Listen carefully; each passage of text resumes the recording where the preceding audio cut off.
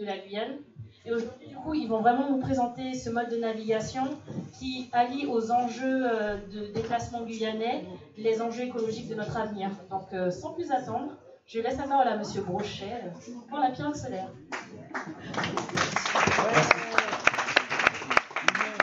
Bonsoir tout le monde. Donc Anselme Brochet, je suis coordinateur de Gualafaya. Je vais vous présenter un des projets que porte notre structure, qui est donc cette fameuse pirogue solaire. On parle déjà depuis plusieurs années, ça fait 3 ans qu'on est sur ce projet, on a du mal à le finaliser, mais normalement on est sur la fin, donc c'est bon signe. Donc tout d'abord, pour nous présenter un petit peu, donc nous, on a été créé en 2011. On avait donc nos membres fondateurs, hein, c'est des ingénieurs de l'énergie, qui avaient fait un constat globalement d'échec des programmes d'électrification qui ont été menés sur les communes de l'intérieur dans les années 80, 90, 2000. Et en parallèle, il y avait les habitants qui avaient une forte demande pour l'électrification de leur territoire. Et du coup, il y a eu une collaboration qui a mené à la création de l'association Gualafaya. L'association s'est donnée pour mission de former des personnes sur les communes, parce que les échecs de ces programmes étaient dus en grande partie au manque d'entretien et de maintenance des installations. Parce que c'est des territoires très isolés, donc c'est loin, ça coûte cher de se déplacer pour aller faire de l'entretien ou pour remonter un disjoncteur qui est tombé parfois, pour donner un exemple. Donc l'idée, ça a été vraiment de former les personnes sur place, donc des jeunes et des moins jeunes dans les villages, pour faire de l'électricité sur ces territoires. Donc de faire une montée en compétences. Depuis 10 ans, donc même un peu plus de 10 ans maintenant, du coup, il y a eu pas mal de programmes qui ont été menés. Les personnes qui ont été formées sont devenues de vrais professionnels. Ils ont acquis beaucoup de compétences, effectivement. La majorité donc, sont des salariés permanents maintenant de notre structure, qui forment eux-mêmes des nouvelles personnes aujourd'hui. Et du coup, cette professionnalisation nous a amené à la transformation de l'association en société coopérative d'intérêt collectif. L'idée de la société coopérative, c'est qu'on est bien du coup sur un secteur marchand où on vend un service, une prestation, avec des techniciens professionnels, mais en parallèle, on est aussi entreprise d'insertion. Ce qui fait qu'on est aussi organisme de formation également, et on forme du coup nos propres salariés dans un processus d'insertion. Donc nos métiers, le métier principal c'est l'électricité, comme je viens de le décrire, mais il ne se limite pas que à ça, c'est aussi de la formation, c'est aussi de l'insertion, donc voilà les 3 postes que j'ai déjà décrits. La logistique, parce que sur les communes de l'intérieur, c'est en fait énormément de logistique, notre travail, à pouvoir acheminer tout le matériel depuis Cayenne jusque sur les communes. C'est aussi de la gestion des déchets, parce qu'on s'est rendu assez rapidement compte qu'on faisait beaucoup de pirogues sur les communes, et qu'on revenait avec beaucoup de pirogues qui étaient vides, alors qu'on a une grosse problématique déchets sur le territoire. Les habitants se plaignent aussi de ces problématiques de déchets, et donc on s'est mis à travailler sur cette question-là. Et c'est du développement avec des projets comme celui de la pirogue solaire, où on a également fait de la régénération de batteries au plomb. Donc je vais présenter un petit bilan de l'activité de l'association, donc c'est 2011-2019, avec une superbe infographie faite par la Canopée des Sciences. Donc là, ça vous présente un peu notre territoire d'action. On est sur 5 secteurs géographiques, alors 4, on est sur 6 secteurs géographiques, 4 où on est très présent et 2 où on l'est un peu moins. Historiquement, on est très présent sur les secteurs Camopi-Trois-Sauts et Maripasoula, au Maroni, où on a mené donc, des programmes assez conséquents. Sur le Haut-Maroni, on a formé, donc là vous allez voir les pictogrammes, donc 54 personnes sur ces 8 ans, où on a fait principalement un programme de mise en sécurité électrique des habitations pour qu'ils puissent se connecter au réseau EDF, parce qu'il y a des centrales EDF qui sont entrées en service récemment sur le Haut-Maroni. Donc l'idée, c'était que les habitants puissent avoir des consuels pour pouvoir se connecter au réseau. Donc tout ça, ça a été fait par les habitants. Donc il y avait 230 habitations de souvenirs, c'est eux qui ont tout fait.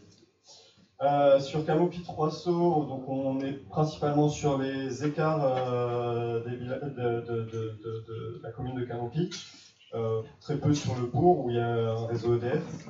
En revanche, sur les écarts, il y avait peu de personnes qui avaient accès à l'électricité avant notre arrivée, ou alors il y avait des groupes électrogènes ou des anciennes installations qui étaient pour la majorité en panne.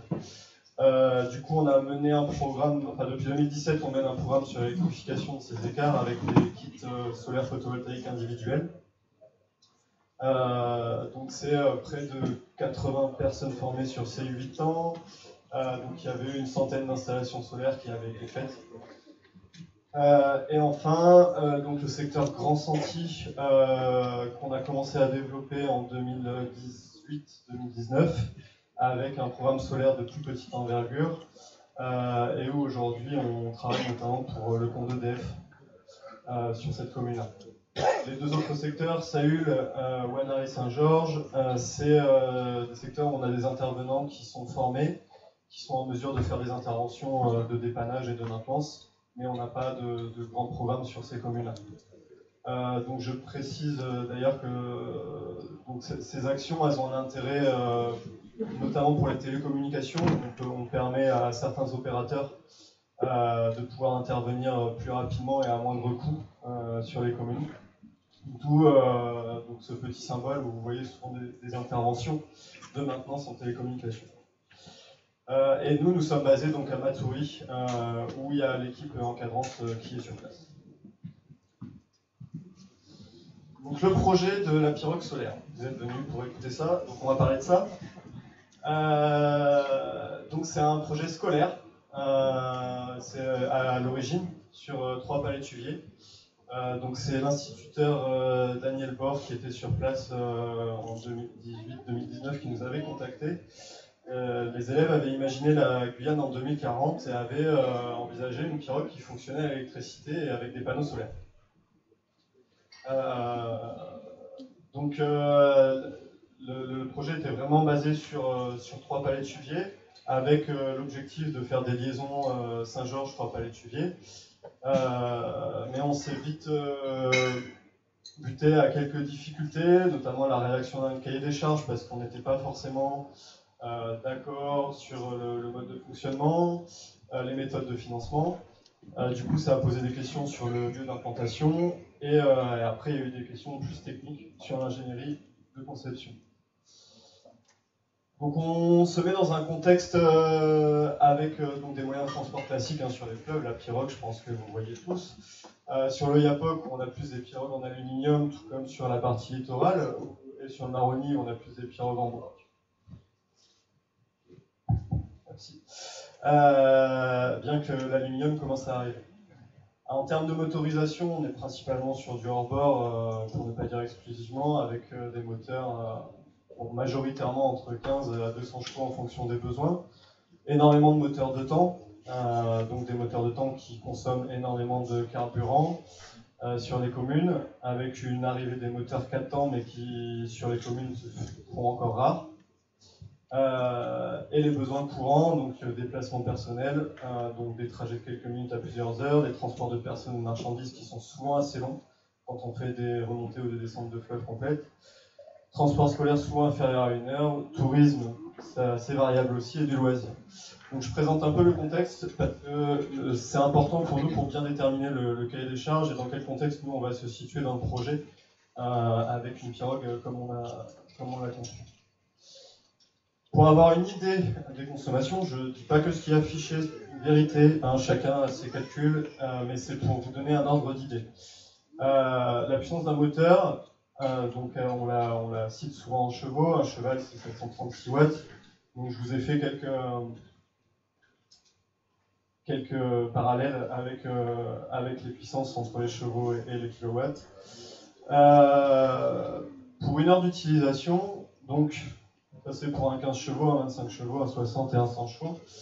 Donc on voit la distance parcourue, les consommations, donc je répète c'est un ordre d'idée, de 8 à 47 litres pour 1 heure, et sur un 4 temps on est de 5 à 32 litres. Donc on diminue les consommations sur un 4 temps, mais ça reste des consommations qui sont énormes comparé à ce qu'on peut connaître notamment sur les voitures. Donc je vous ai fait un ratio parce qu'on ne calcule pas comme ça forcément dans le naval, mais c'est pour qu'on puisse avoir des éléments de comparaison par rapport à la voiture qu'on a plus l'habitude de pratiquer.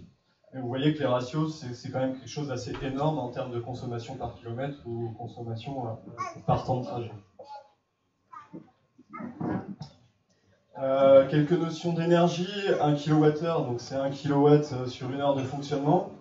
1 kW, donc je vous ai mis un peu de référence, mais c'est environ 100 ampoules LED, 30 ordinateurs portables, 15 ventilateurs ou encore 3 réfrigérateurs. C'est quand même quelque chose d'assez conséquent. Et donc quand on va parler de kilowattheure, donc on va voir qu'on arrive assez vite à des valeurs élevées. Donc là, en termes de contexte géographique, la Guyane, c'est une région qui est quand même assez ensoleillée dans le monde.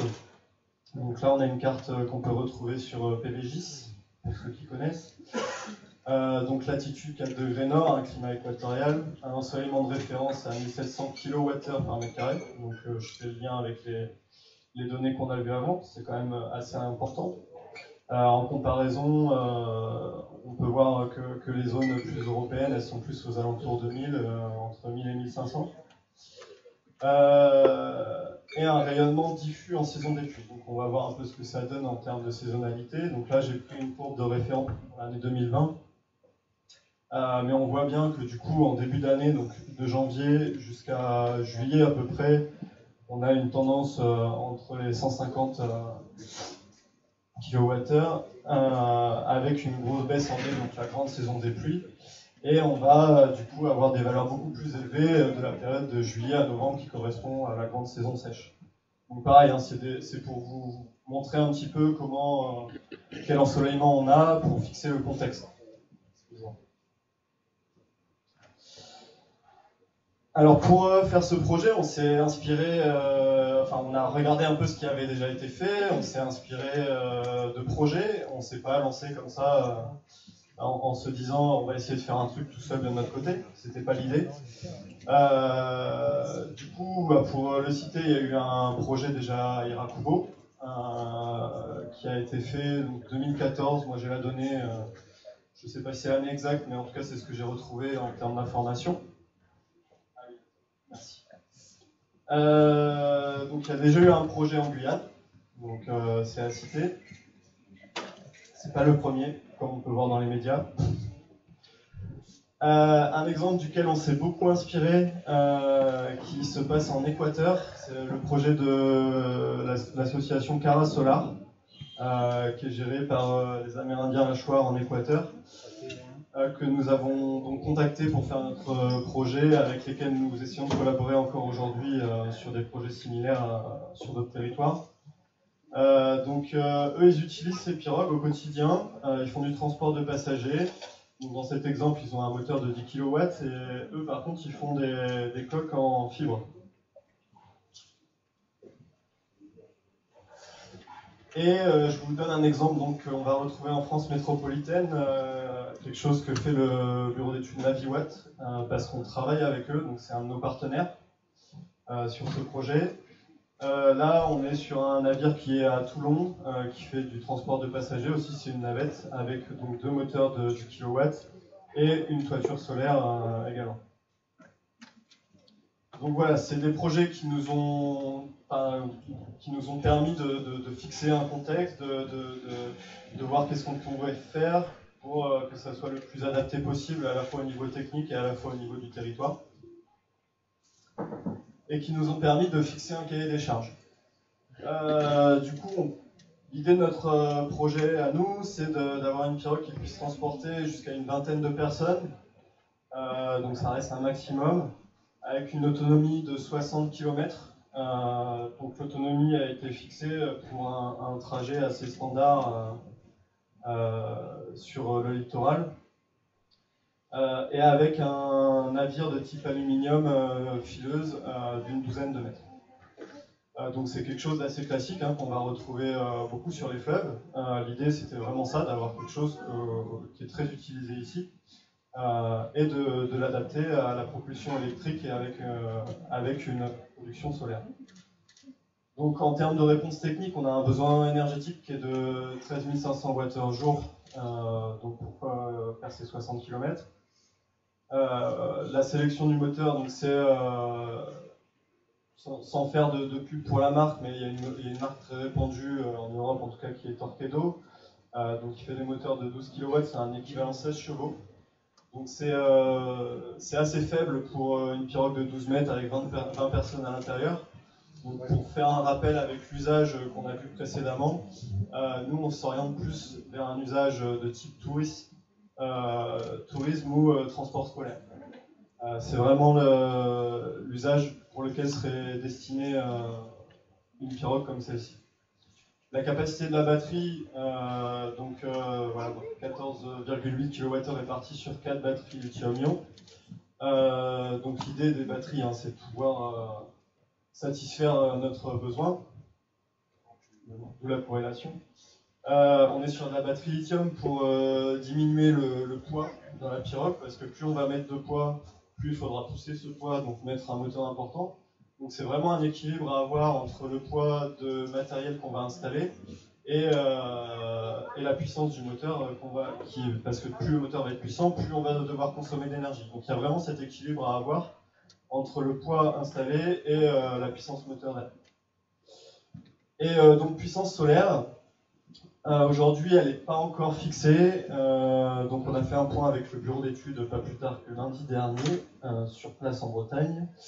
Et donc on avait quelque chose à la base où c'était 15 panneaux solaires, avec une possibilité de passer sur 20 panneaux solaires. La différence entre les deux, c'est que dans une situation de beau temps, ou en tout cas d'un ensoleillement présent, on va pouvoir augmenter notre autonomie, donc faire des trajets plus longs.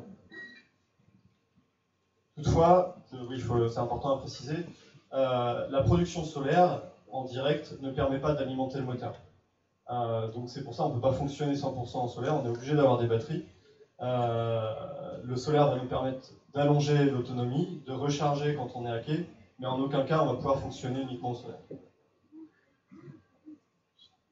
Donc en termes de conception, donc là c'est pour vous donner montrer un peu à quoi ça ressemble le schéma de base. Donc là on est sur une version 15 panneaux solaires. Sur une version 20 panneaux, il faut imaginer une rangée supplémentaire de 5 panneaux. Donc rien d'exceptionnel, c'est un navire assez standard avec une toiture et des panneaux. Donc toute cette phase de conception avec le cahier des charges, ça a permis au bureau d'études d'effectuer des calculs d'autonomie et donc de ce qu'il était possible d'envisager en termes de vitesse de transport, de charge. Donc ça, c'est une phase aussi importante du projet. Donc là, on se rend compte assez facilement qu'avec une autonomie de 60 km, on va pouvoir stipuler à une certaine vitesse, mais on ne peut pas se permettre d'aller trop vite, sinon on n'atteindra jamais notre autonomie. Et donc là, on voit que notre seuil en charge, donc pirogue chargée, on va être à 13 km/h, donc ce qui est assez faible. Et non chargé, on va atteindre à peine les 15 km/h. Et encore, il manque un peu d'autonomie. Donc on se rend assez vite compte des limites quand même de cette propulsion électrique, et ça explique pourquoi on ne peut pas faire des trajets extrêmement longs. On pourrait envisager des moteurs plus gros, mais plus on va mettre des moteurs gros, plus il faudra de batterie dans la pirogue. Voilà, faut bien prendre en considération que aujourd'hui, ce type de navire a quand même des limites en termes d'autonomie, et qu'on ne pourra pas faire tous les trajets, enfin en tout cas on ne résolvera pas tous les problèmes avec des transports comme celui-ci. Mais on peut se permettre de répondre à certains besoins, comme du transport scolaire ou du tourisme, comme je le disais tout à l'heure. Donc on a eu plusieurs phases. Après la phase étude venait la phase construction de la pirogue. Donc notre pirogue a été construite à Oiapoque, donc côté brésilien, dans un contexte de fermeture de la frontière avec le Covid. Donc ça a été une opération assez délicate de faire une importation dans ce contexte-là. Les règles ont évolué pendant cette période. Donc on a dû transporter, comme vous voyez, la pirogue sur des gros camions, alors qu'on avait envisagé au départ de la ramener sur remorque. En fait, aujourd'hui, donc le contexte d'importation, on est obligé de tout passer par le pont de l'Oyapock, même les navires. Donc elle est venue sur remorque depuis Oiapoque. Au niveau de la zone de transit, on a dû faire venir un transitaire de coup agréé avec 2 camions, un camion grue et un camion plateau pour pouvoir emmener la pirogue jusqu'à Desgrades-des-Cannes. À Desgrades-des-Cannes, elle a dû être homologuée donc par les services de la DGTM aujourd'hui. Et enfin, on a pu l'emmener sur notre site où on va travailler dessus parce qu'il y a encore des modifications à y apporter. En parlant de ces modifications, on a donc en termes de problématiques techniques, on a un premier défi à relever. Alors j'ai un défi qui n'est pas forcément valable pour un ingénieur naval ou un architecte naval, mais pour nous ça en est un parce que c'est pas notre métier, qui est la stabilité de la structure. Plus on va mettre de poids en hauteur, plus on va avoir des problèmes de stabilité. Donc là je vous reprends le schéma explicatif pour comprendre cette problématique de stabilité. Tout simplement, là vous imaginez que c'est un gobelet, pas une pirogue. Vous imaginez que c'est un gobelet dans lequel on va mettre du coton en bas dans un premier cas et des graviers en haut ou des cailloux, enfin vous mettez quelque chose de plus lourd au-dessus. Et le deuxième cas de figure, on met quelque chose de plus lourd en dessous. Vous le mettez dans l'eau et vous essayez de faire basculer un petit peu. Qu'est-ce qui se passe à gauche, qu'est-ce qui se passe à droite? Pardon? Exactement. Exactement. Plus on va avoir de poids en bas de la structure, plus ça sera stable. Alors que plus on va avoir de poids en haut, plus on va déstabiliser le gobelet. Et du coup, ça c'est vraiment quelque chose qu'il faut prendre en compte dès qu'on va faire donc déjà une toiture ou un taux sur un navire, mais encore plus quand on va y mettre du poids. Alors on est sur des panneaux qui sont très légers, des panneaux souples.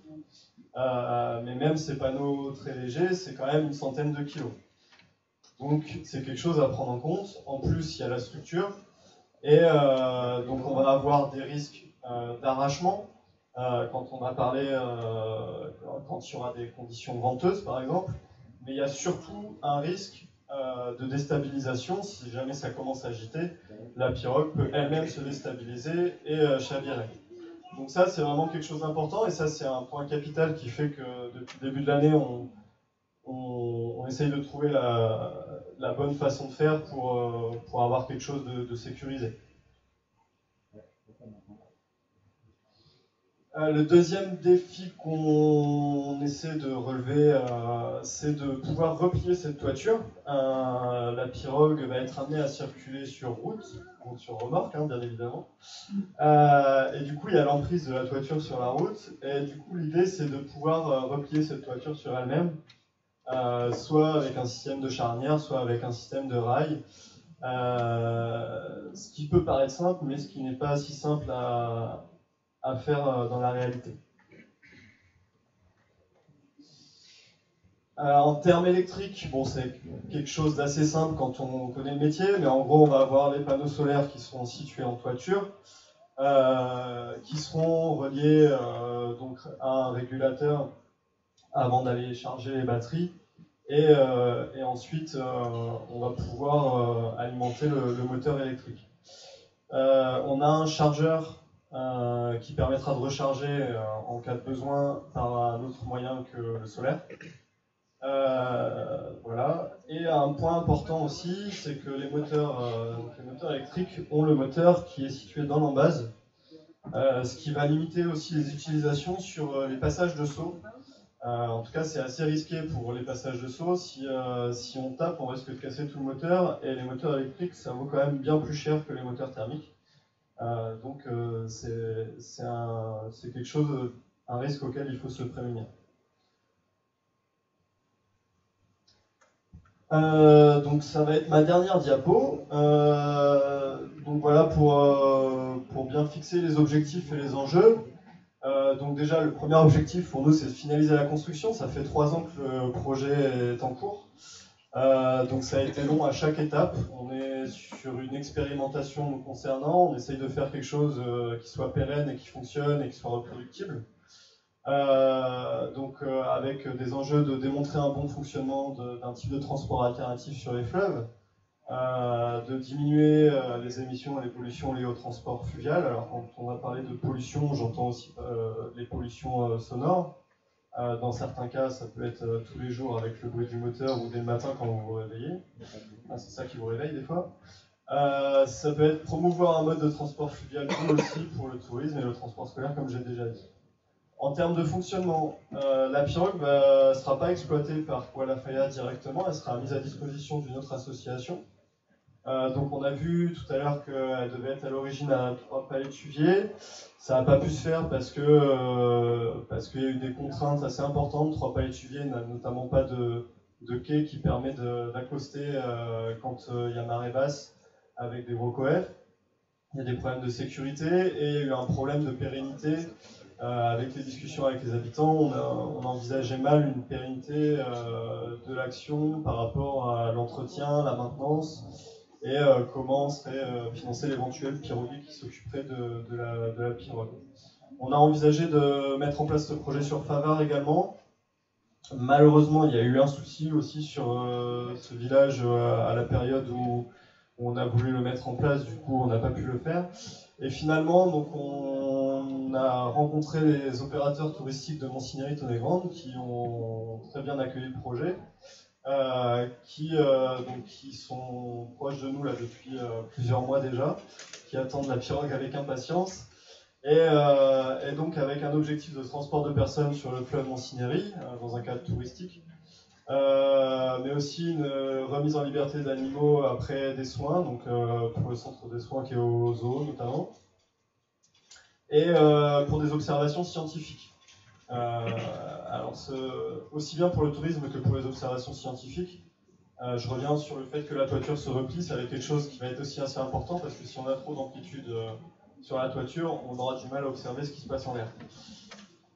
Et enfin, donc, la gestion de la pirogue, donc Hualafaya restera gestionnaire de cette pirogue avec une partie logistique, planning. On reste les propriétaires, donc l'homologation et les assurances, c'est notre partie, ainsi que tout ce qui va concerner l'entretien et la maintenance. Voilà.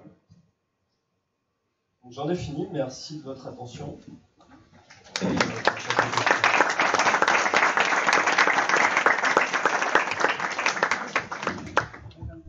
Juste avant de continuer, je souhaiterais inviter M. Gérard Bon, chef d'entreprise qui travaille dans les énergies renouvelables et le commerce de véhicules électriques, qui a travaillé sur la première pirogue solaire de Guyane, qui va un peu nous parler de son expérience. Merci. Voilà, en réalité, j'ai fabriqué la première pirogue solaire en 2013, donc il y a bien 9 ans de ça. Donc je vais un petit peu vous expliquer, parce qu'elle a une particularité, et pourquoi j'ai fait cette pirogue. Je travaille dans les énergies renouvelables, j'équipe les sites isolés en photovoltaïque, et donc à ce titre-là, j'ai réalisé l'installation sur le carvet flottant de Jacques Voyage pour monsieur Jean-Louis Antoine, qui a disparu il y a quelques jours. Et donc je vous présente toutes mes condoléances à la famille. C'est une perte pour le tourisme et c'est un homme qui aimait beaucoup la Guyane. Et je suis très triste qu'il ait disparu. Voilà. Donc, suite à l'installation du carvet de Jacques Voyage, un jour Jean-Louis Antoine m'a emmené 3 moteurs. Il avait des petites bouées avec des petits moteurs électriques et ces 3 moteurs électriques étaient en panne, donc il me les a amenés pour que je les dépanne. Donc j'ai démonté ces moteurs et je me suis aperçu que les moteurs en parfait état, mais par contre, le variateur de vitesse, c'est-à-dire une poignée d'accélérateur semblable à une mobilette, en fait, permettait d'accélérer ou de décélérer la vitesse du moteur. Donc, je suis rentré en contact avec la société qui fournissait le moteur, et en fait, pour demander un devis.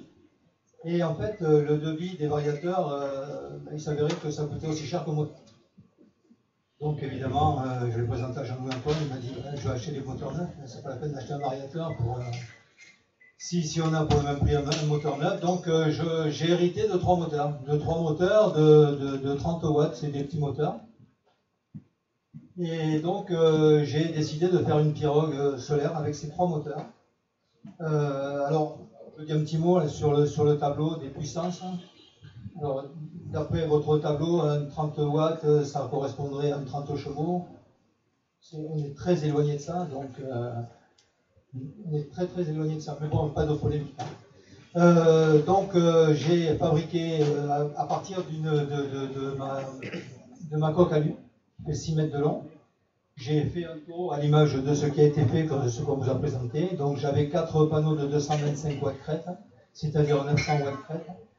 J'ai acheté 2 batteries de 110 ampères 12 volts. Et donc, j'ai monté mes 3 moteurs. J'ai modifié l'installation électrique. Et j'ai branché les moteurs avec des inverseurs de source. Et en fait, la particularité de ma pirogue, c'était que je n'avais pas de gouvernail. C'est-à-dire que je pilotais ma pirogue, vous avez compris, c'est bien, avec les moteurs. C'est-à-dire que par exemple, pour tourner à droite, j'éteignais le moteur de droite et le moteur de gauche poussait, donc je tournais à droite. Et si je voulais tourner, donc avec un inverseur de source en marche avant, j'étais en marche avant, j'avais une position 0 et une position marche arrière. Si je mettais le moteur gauche en marche avant et le moteur droit en marche arrière, je tournais avec un arc de cercle de 5 mètres. Je tournais quasiment sur place. Donc la pirogue était très très maniable. Donc j'ai fait des essais, donc ça a très très bien fonctionné. J'ai promené M. Rodolphe Alexandre d'ailleurs, président de la région à l'époque. Et donc ça fonctionnait très bien et je savais bien que cette pirogue-là, elle allait très peu vite évidemment parce que les moteurs de 30 watts c'est très très faible. Et je savais bien qu'il fallait des moteurs beaucoup plus puissants, des batteries plus puissantes et un générateur plus puissant également. Donc j'étais rentré en contact avec la société Torqeedo, qui est une société allemande qui fabrique des moteurs électriques, pour pouvoir fabriquer une pirogue. Et donc moi j'avais un but, parce que si j'ai fabriqué la pirogue, c'est que j'avais derrière une utilisation. Il en a parlé, c'était le village de Pava, où tous les jours, il y a des enfants qui sont véhiculés jusqu'à Rouen, jusqu'à l'école de Favard jusqu'à l'école de Rouen. Et donc tous les jours, il y a un aller-retour qui se fait. Donc j'étais rentré en contact avec le conseil général qui gérait cette pirogue donc de transport d'enfants scolaires, de transport scolaire. Et le conseil général m'avait dit, nous, la pirogue à Favard, elle consomme plus que le Paquebot France. Donc c'est pour vous dire un petit peu si ça les intéressait d'avoir une pirogue électrique et de pouvoir faire des économies sur le sujet. Et donc j'ai sollicité le conseil général, j'ai sollicité l'ADEME, j'ai sollicité le maire de Rouen qui était David Richet à l'époque. Et courageusement, personne ne m'a répondu. Donc au bout de 6 mois, j'ai abandonné. Voilà. Je veux dire que j'ai fait cette pirogue sur mes fonds propres, j'ai pas eu 1 euro de subvention. Ça a fonctionné et malheureusement, il n'y a pas eu de suite. Bon, alors, j'ai discuté avec Michel Dubrouillet qui me disait que j'étais trop en avance. Il a certainement raison. J'étais trop en avance. Voilà, c'est tout ce que j'avais à vous dire. Donc, si vous avez des questions, vous pouvez en poser. Par contre, c'est pour vous. Oui, madame. Elle est où du coup cette pirogue maintenant? Elle est où du coup maintenant cette pirogue? Ah ouais, je l'ai démonté, j'ai réutilisé les panneaux solaires, les batteries, je les ai utilisées aussi pour tester du matériel. Mais elle a fonctionné pendant 6-7 mois. Je l'ai mise à l'eau à Desgrates-des-Cannes, je l'ai mise à l'eau également au pont de Rouen.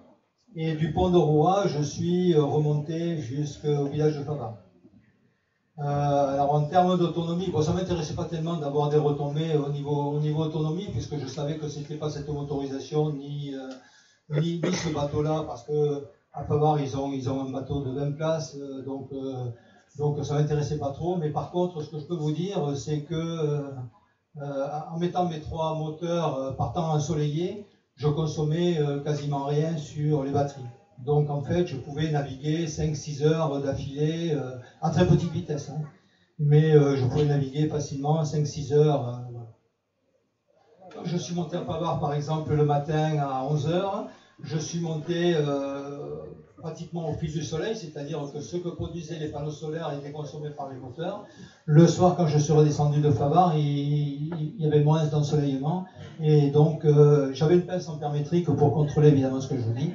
En redescendant de Favard, eh bien, il fallait que j'éteigne un moteur pour avoir cet équilibre production-consommation. Sur ce qu'on vous a présenté, donc c'est très bien. Je regrette que la pirogue ait été fabriquée côté Brésil. Bon, franchement, c'est avec l'argent français, bon, on peut regretter ça. La limitation, c'est que, par exemple, pour Maripasoula, Camopi, si on veut faire du transport scolaire, cette pirogue, elle ne pourra jamais passer un saut. Enfin, non, je ne dis pas jamais, excusez-moi. Parce que la technique évolue. Donc, je ne sais pas, mais aujourd'hui, avec les moteurs qu'on a, on est vraiment tout à fait en dessous de la puissance pour passer un saut. Donc, on ne pourra jamais passer un saut. Donc, ça, c'est quand même limité. À Maripasoula, par exemple, on a rapidement des sauts, que ce soit en aval ou en amont. À Camopi, c'est pareil. Sur la Camopi, pour aller chercher les gamins, dès qu'on a fait 10 minutes de pirogue, on a des sauts. Donc en fait, l'utilisation est malheureusement assez limitée. Par contre, Propre-à-l'étuvier, c'est possible, Favard, c'est possible. Donc il y a des utilisations qui sont possibles, effectivement. Il y a d'autres questions, non ?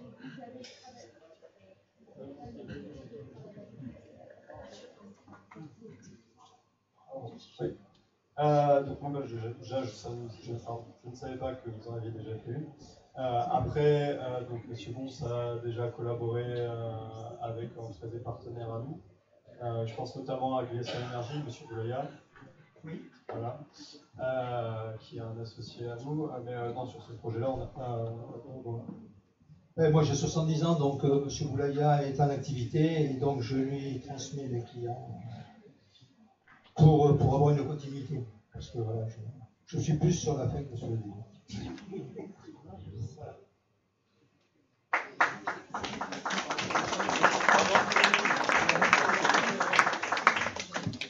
Si vous voulez bien poser des questions à M. Brochet sur le projet de pirogue qu'ils sont en train de préparer, il est tout à vous. Nous avons une question ici.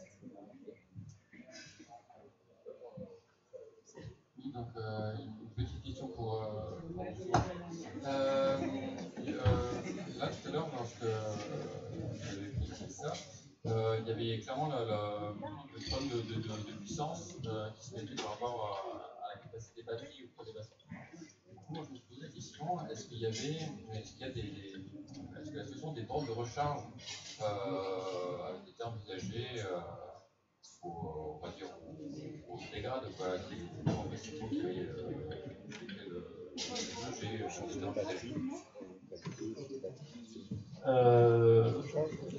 c'est une question qui s'est posée au projet initial, quand on devait faire le projet sur Propre-à-l'étuvier. On avait contacté la mairie de Saint-Georges, on avait contacté la TA du coup à l'époque. Parce que dès qu'on va toucher au quai, on va s'adresser aux communes mais aussi à l'État.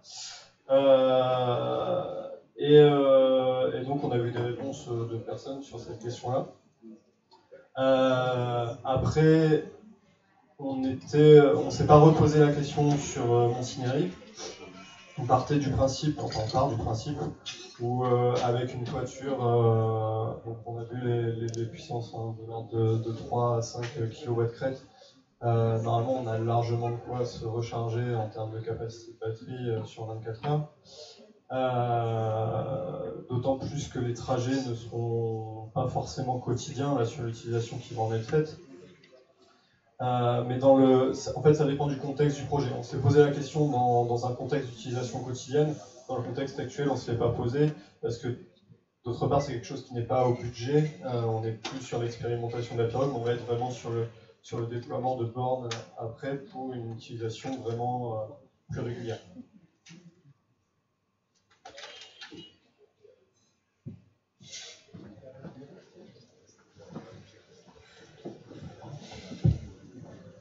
Bonsoir, merci pour la présentation. J'avais deux questions. Le coût global du projet, mais disons sans le transbordement par le pont, etc. Et aussi, est-ce que vous avez prévu quand même, mais si c'est fabriqué au Brésil, je pense qu'ils ont prévu, un petit trou pour évacuer l'eau près des batteries, et du coup, là où vous stockez les batteries, tout le matériel électrique, vous avez prévu un système de plancher pour pas que ce soit...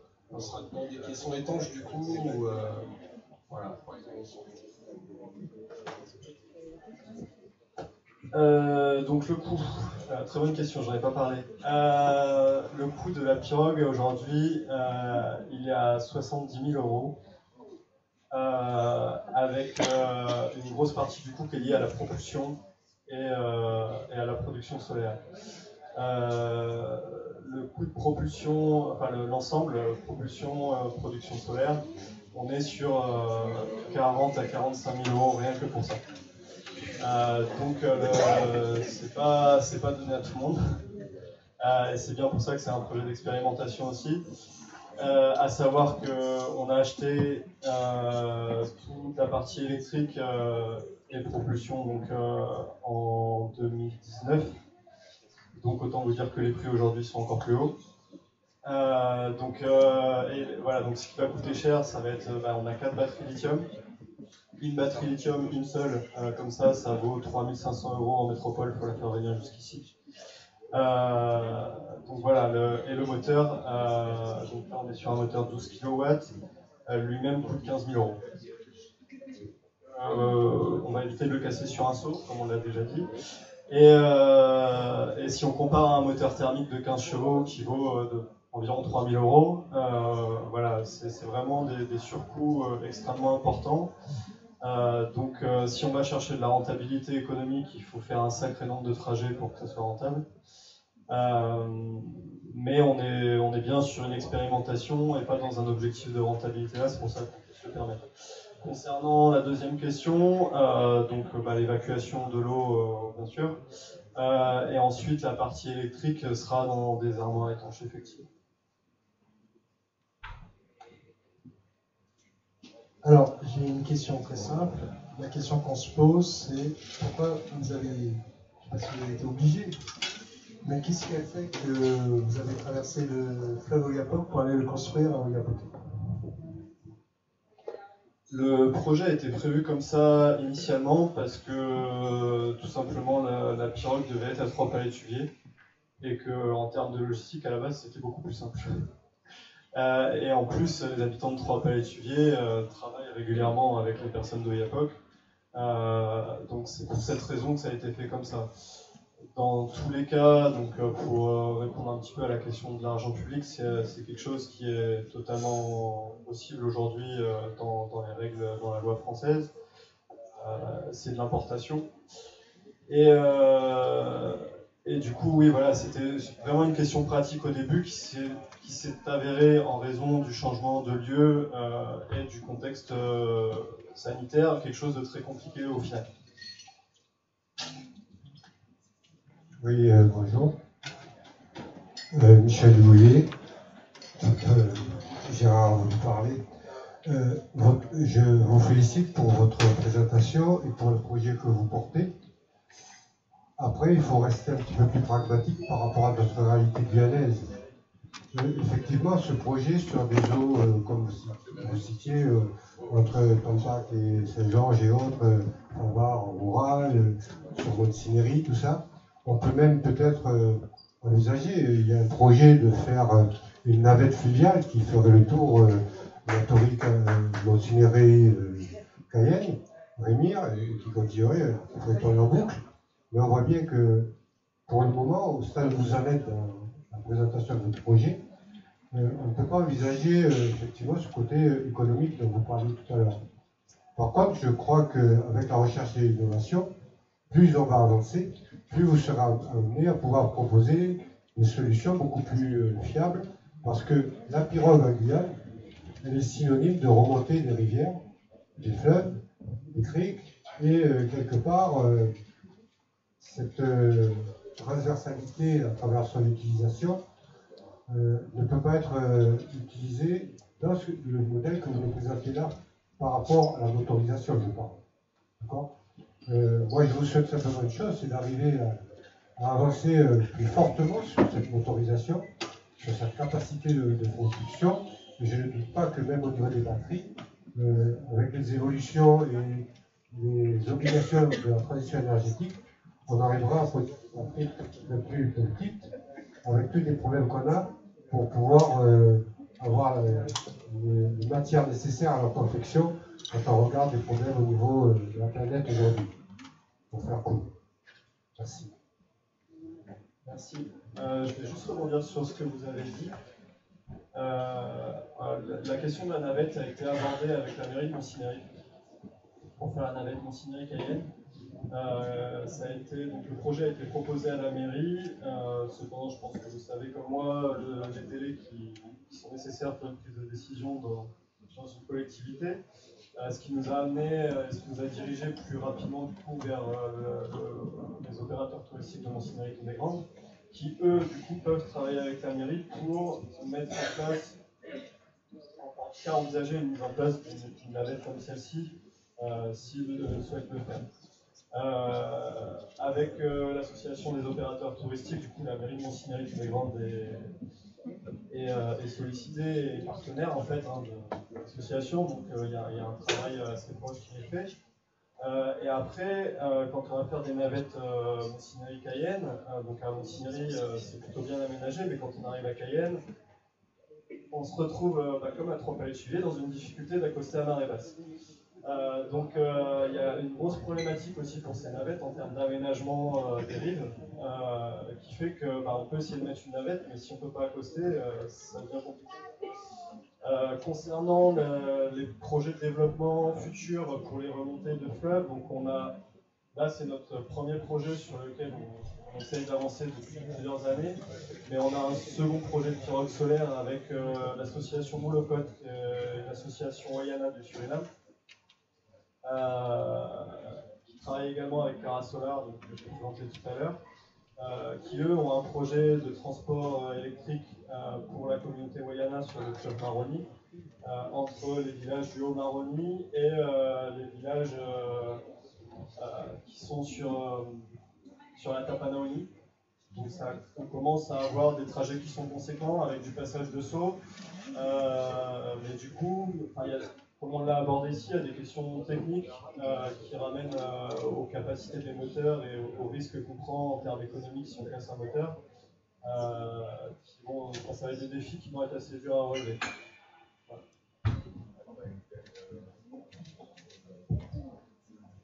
Moi j'ai aussi deux questions pour ma part. Merci beaucoup pour votre présentation, c'était très clair et très instructif. La première, c'est est-ce que dans votre projet, vous allez faire une étude du coût global, donc vraiment du coût de fabrication des matières premières, tout ça comparé à la pirogue conventionnelle, donc voir tout le carburant qu'on économise. On sait que le coût global de ce carburant, pour le coup, est absolument pas négligeable.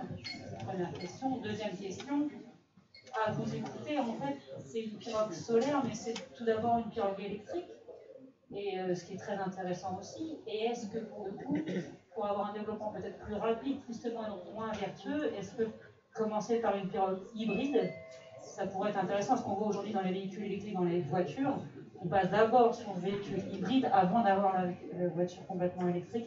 Et comme on voit, il y a clairement un problème de passage de saut où il faut vraiment de la puissance. Est-ce que c'est envisageable ou pas? Donc, concernant le coût global, on a fait une première matrice multicritère sans aller forcément chercher le coût global sur l'utilisation de cette pirogue. Et en fait, tout va dépendre effectivement de comment on raisonne. D'un point de vue économique, enfin, voilà, j'ai affiché 70 000 € la pirogue. Quand une pirogue conventionnelle avec un moteur à 15 chevaux, ça vaut allez, 15 000 €. On a une grosse différence. Donc il faut quand même faire un certain nombre de trajets pour aller chercher une rentabilité économique. Le carburant, oui, mais alors moi je vois avec mes collègues de Trois-Sceaux qui descendent à Saint-Georges régulièrement aux 15 chevaux, ils vont consommer, pour faire un aller-retour à Saint-Georges avec un 15 chevaux, ils vont consommer 150 litres. Même à 2 € le carburant, ou 4 €, enfin, voilà, il faut quand même circuler beaucoup pour aller chercher une rentabilité économique aujourd'hui. L'idée, elle n'est pas du tout sur l'économique, je pense, elle va être vraiment sur les autres impacts. Le tourisme, par exemple, ça va être aller chercher le silence pour faire de l'observation. Et donc là, on va aller chercher vraiment quelque chose d'autre qu'un argument économique. Et c'est là où on commence à rentrer dans une logique où cette pirogue devient intéressante. Je ne saurais pas parler sur le coût global, parce qu'on n'a pas fait l'étude pour le dire, mais on se rend assez vite compte qu'en termes d'économie, il faut vraiment faire beaucoup de transport, et on est limité techniquement avec le passage de soi. Donc, ce qui m'amène à la deuxième question sur la motorisation hybride. À ma connaissance, la motorisation hybride hors bord, ça n'existe pas. Après, on peut très bien envisager d'avoir deux moteurs, un thermique et un électrique. C'est envisageable, mais la praticité de changer de moteur pour passer un saut, voilà. Je pense qu'on est encore, et je doute pas qu'on pourra trouver des solutions dans les années à venir, mais il va falloir y réfléchir un peu plus. Et là, l'idée, c'est vraiment qu'on arrive à avoir un prototype qui fonctionne, qui soit pérenne, pas qui dure que quelques mois. C'est vraiment l'objectif aussi, et nous, c'est l'objectif dans toute notre philosophie, la philosophie de notre structure, c'est de faire quelque chose qui dure sur le long terme. Et c'est pour ça qu'on a vu un maximum aussi des habitants ou des partenaires dans les projets.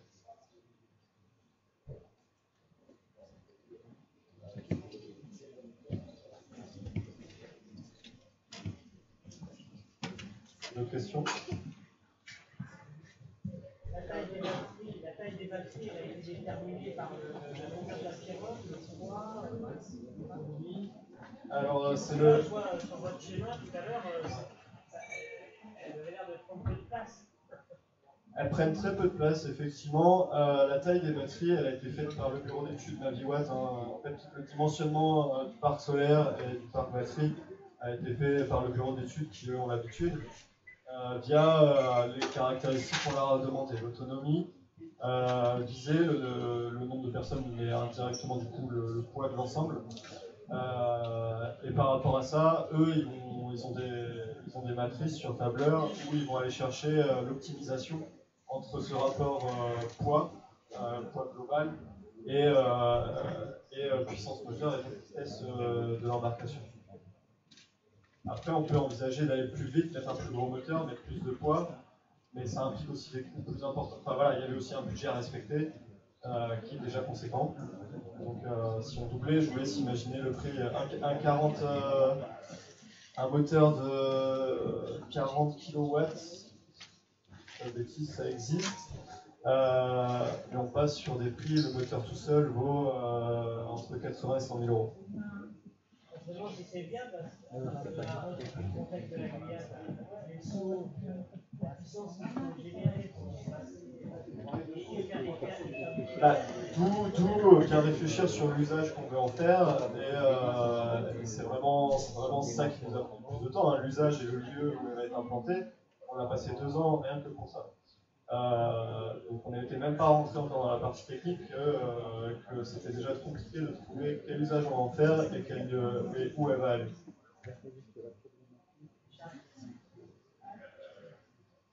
Vous parliez d'utiliser la pirogue pour faire du tourisme ou du transport des colis.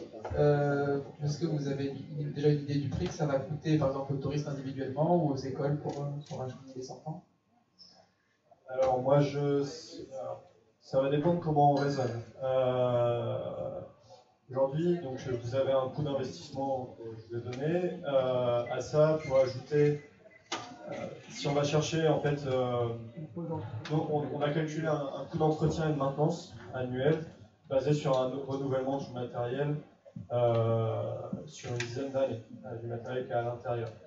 Et on est sur un coût d'entretien de maintenance qui est de l'ordre de 3 à 4 000 € par an en termes d'entretien et de maintenance. Mais à ça, il faut rajouter du coup le retour sur investissement des 70 000 € dépensés. C'est bon, ça répond. D'autres questions?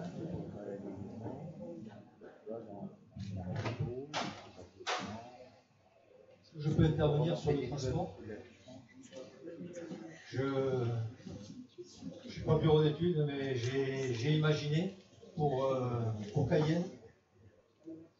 Vous êtes tous aperçus qu'on ne pouvait plus circuler sur Cayenne, donc il fallait faire des choses. Donc j'ai été voir Patrick Lecante, le maire de Montsinéry. J'ai imaginé de faire un transport entre Montsinéry, Tonnet-Grande, la Pointe Liberté, et arriver derrière le marché aux poissons. Alors évidemment, derrière le marché aux poissons, il fallait aménager, c'est-à-dire il fallait tout démolir, et il fallait faire une gare routière, parce qu'une fois que vous avez emmené les passagers à Cayenne, ils ne vont pas rester, ils vont pas tous acheter du poisson. Donc il faut les amener un petit peu partout en Guyane, un petit peu partout à Cayenne. Et donc il faut imaginer des petits bus d'une quinzaine de places qui soient faciles à piloter, faciles à manœuvrer et qui puissent rapidement faire le tour de Cayenne. Et là, on gagnerait énormément d'argent. C'est-à-dire, on gagnerait énormément sur la circulation. C'est-à-dire qu'à la Pointe Liberté, on met un grand parking. Les gens qui arrivent de Macouria à Kourou, etc., ils s'arrêtent à la Pointe Liberté et toutes les 10 minutes, il y a une navette qui vous amène derrière le marché aux poissons. Toutes les demi-heures, il y a une navette qui vous amène de Montsinéry, Tonnet-Grande, au marché aux poissons. Depuis, à partir du pont de Lille, pareil, on fait un parking, c'est-à-dire que vous avez vu toute la queue qui arrive depuis le centre pénitentiaire tous les matins. Il y a une queue de 7, 8, 10 km. Ces gens-là, ils s'arrêtent autour de l'île. On fait un parking et une navette qui arrive, pareil, au centre de Cayenne. Et arrivé au centre de Cayenne, une gare routière qui vous amène partout dans Cayenne, qui vous fait faire le tour de Cayenne. Et là, c'est un projet qui me paraît intéressant. Et là, on met des pirogues solaires. On met des pirogues solaires qui naviguent toute la journée. Dès qu'elles sont à quai, on a des chargeurs. On les branche à quai pour charger les batteries, pour recharger les batteries. Donc on met un volume de batterie beaucoup plus important qui permettent du stockage, parce que les panneaux solaires seront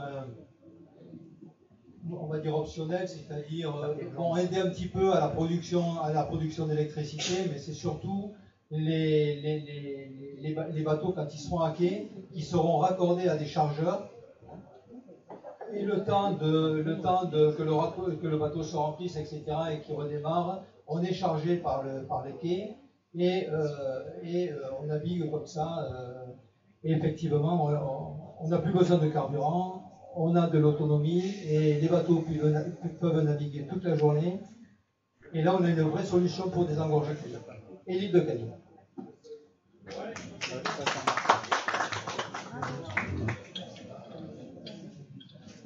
D'autres questions?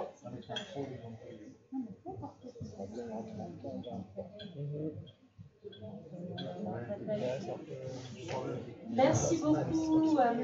Brochet et à M. Bon pour les interventions de ce soir. La Canopée des Sciences et l'équipe du Café de la Gare sont très heureux de vous avoir accueillis. Samedi 4 juin, au Jardin Botanique se tiendra un festival qui s'appelle Alternayana, avec plein d'animations, et notre association sera présente, n'hésitez pas à passer. Sinon, le 9 juin, nous recevons au totem P2I, un chanteur local qui vient présenter un petit peu le métier d'artiste guyanais, n'hésitez pas à passer. Et sinon, le 21 juillet, se tiendra un Café des Sciences sur l'endométriose. Notre newsletter est tenue à jour avec plein d'événements entre ces deux dates.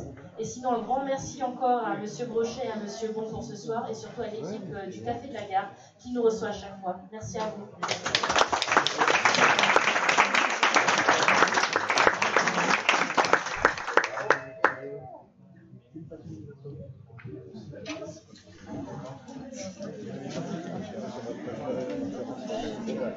Avec ah oui. Ouais, les bestioles, ça va. Ouais. Je suis désolée de devoir demander aux personnes assises sur les fauteuils blancs du milieu et les chaises de bien vouloir utiliser les assises du côté, s'il vous plaît. Merci.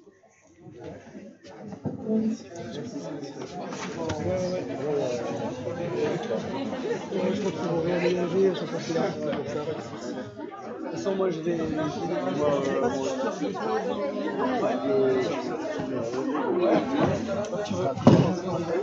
Oui, non, c'est sûr. De bord, je t'ai emmené le contre-dépôt ici. Ils sont ce demain matin? Ah bah ouais. 9h. Ouais. Je suis pas sûr exactement de ce que c'est. Il y a le cimetière de Cabasson par là. C'est le grand cimetière de Gaël. Ah, c'est pas ça. C'est à Tina Cabasson. Cabasson. Ok. Non, là-bas. Ouais, je vois Tina Cabasson. C'est pas loin là-bas, mais entre le marché Cabasson et. Je suis pas sûr qu'ils ont envoyé une adresse précise. Ouais, je suis pas sûr. Bon, quelque part ici. Non, mais je m'en fous. Ça marche.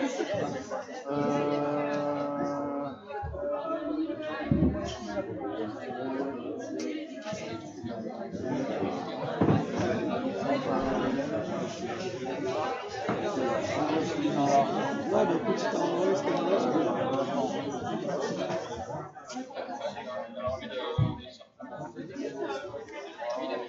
une adresse, je veux bien.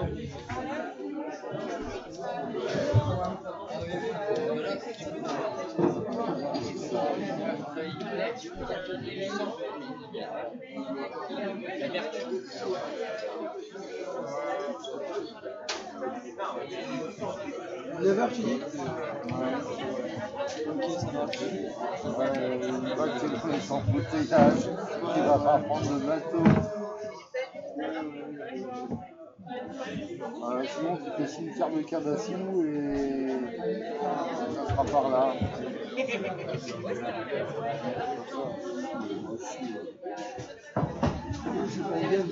Bon, j'arrête. Tu vas peut-être mieux aujourd'hui? Ouais, non, mais ouais, je te demande ça tout à l'heure.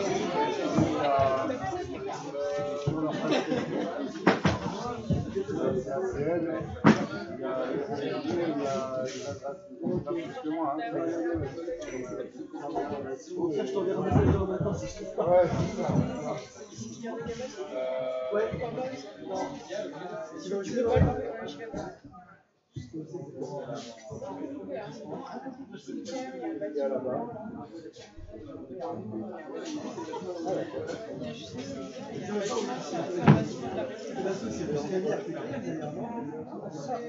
C'est la fille.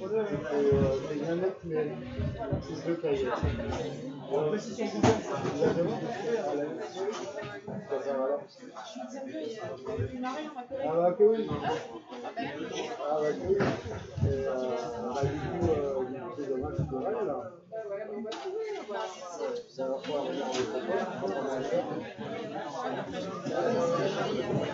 Non, il a un prestataire sur place.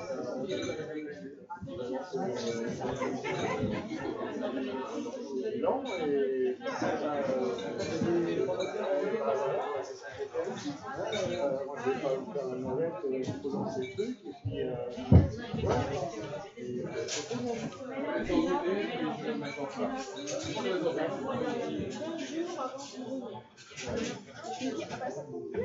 Est-ce qu'on peut mettre quelque chose? Je sais pas.